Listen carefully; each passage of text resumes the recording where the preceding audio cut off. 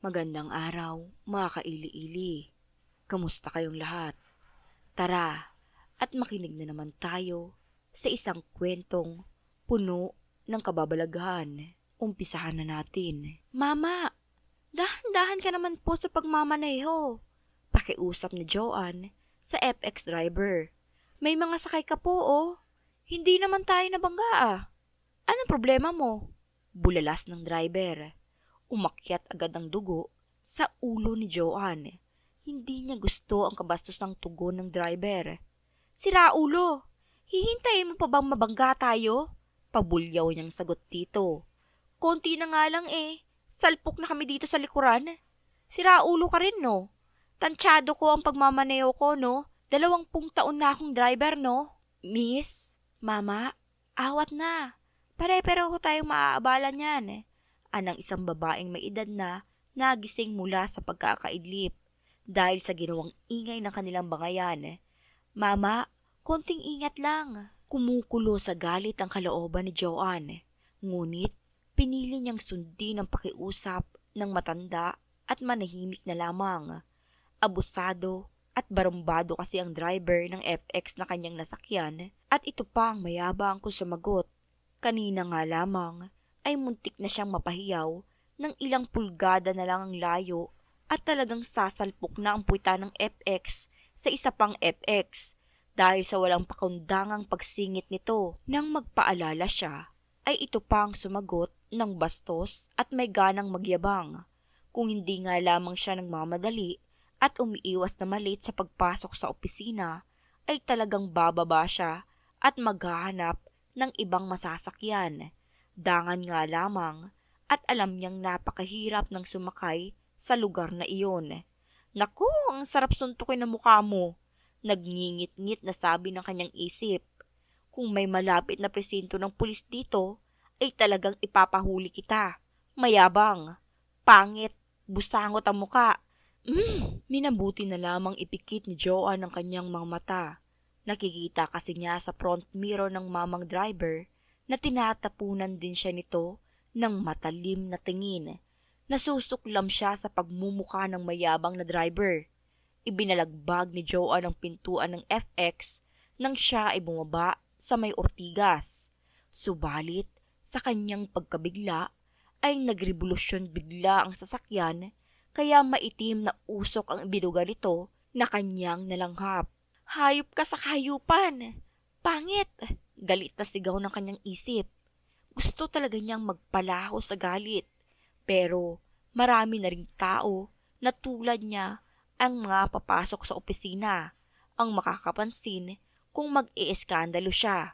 Tinitigan niyang mabuti ang plate number ng FX, DWX-734. Mabangga ka sana. Napabuntong hininga ng malalim si Joanne bago pumasok ng kanilang opisina. Kailangang iwaglit na niya sa isipan ang pangyayari sa FX na sumira ng kanyang umaga. Tambak ang trabaho niya ngayon at kailangang i-compose niyang mabuti ang sarili at mag-focus sa kanyang mga gagawing press releases at pakikitungo sa mga press people sa araw na iyon. Information officer sa isang local government unit si Joanne at kabilang rin sa trabaho niya ang pakikiharap sa iba't ibang media personalities upang maging maayos ang kanilang media relations. Sa araw na iyon ay may mga interview sa radyo at TV na pauunlakan niya in behalf of the local chief executive. May mainit kasing isyong kinakaharap ngayon ang kanyang boss at siya ang naataasang maglabas ng opisyal na press statement nito sa media. Ang laki ng pasasalamat ni Joanne na lumipas ang maghapong naging maayos ang lahat. The interview went well. Maging ang boss niya ay personal siyang pinasalamatan for a job well done. Dahilan iyon, kaya naman napapayag siya ng mga kasamahan na sumamang mag-unwind bago sila maghiwa-hiwalay. Sa isang restaurant sa Pasig sila nagtungo ng mga kasama. Masasarap kasi ang pulutan at maganda ang ambience ng lugar, kaya madala sila roon. Sa una ay balak lang nilang uminom ng kaunti at magpalipas ng traffic. Subalit, Napasarap ang kanilang mga kwentuhan at isang round ng order ng beer ay nasundan pa ng kung ilan. Tulad ng mga kasamahan, ay sanay uminom si Joanne. Madalas nilang gawin iyon every other weekend, pero sa partikular na araw na iyon ay nagkayayaan dahil nga naging very commendable ang kanilang trabaho. Mag-aalas-dos na nang sila'y maghiwa-hiwalay ng mga kasamahan. Tipsy na si Joanne habang naglalakad papuntang EDSA Crossing kung saan siya sasakay ng jeep o FX pauwi. Mga 10 minuto ring lakarin bago niya marating ang terminal ng sasakyan. Sinusundan ba ako ng dalawang iyon? Aniya sa sarili habang tinatapunan ng tingin ang dalawang lalaki sa likuran niya. Nakaramdam siya ng kabog sa dibdib. Madilim pa naman sa nilalakaran niya at wala siyang mahihinga ng tulong kung sakaling may balak ng masama ang mga lalaking iyon. Bakit kasi walang dumaraang taxi kanina eh? Nakapaglakad tuloy ako. Nasisipa niya ang sarili. Bumilis ang kanyang mga hakbang. Subalit, ganoon din ang ginawa ng dalawang lalaki. Sinusundan talaga nila ako. Tumakbo na si Joanne.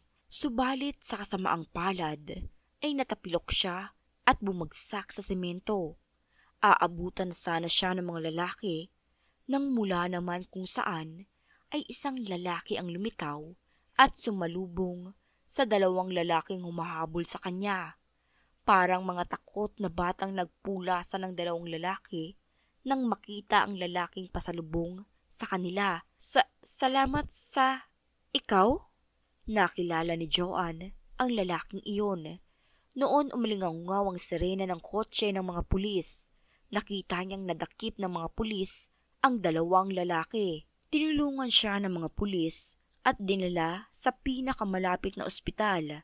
Inireport niya sa mga pulis ang pagsunod ng mga lalaki. Nabatid niya sa mga pulis na bago pa man siya habulin ng mga ito, ay may hinold up at pinatay na driver ng FX ang dalawang lalaki. At ang mas hindi niya mapaniwalaan, ang minamaneho nitong FX ay may plate number na DWX734, ang mismong sasakyan ng driver na nakasagutan niya at sumira ng kanyang umaga sa simbahan. Habang nagmimisa para sa napatay na FX driver, ay taimtim na nagdarasal si Joanne. Nagpasalamat sa lalaking tumulong sa kanya upang maligtas siya sa tiyak na kapahawakan. Hindi man niya maipaliwanag kung bakit ay batid niyang multo na lamang ng nakilalang lalaki ang nagpakita sa kanya ng gabing iyon. Ang driver ng FX na may plate number na DWX734. Wakas. At dyan na nga natatapos ang ating kwento. Nawa, ito ay nagustuhan nyo. Maraming salamat sa inyong patuloy na pakikinig. Hanggang sa muli.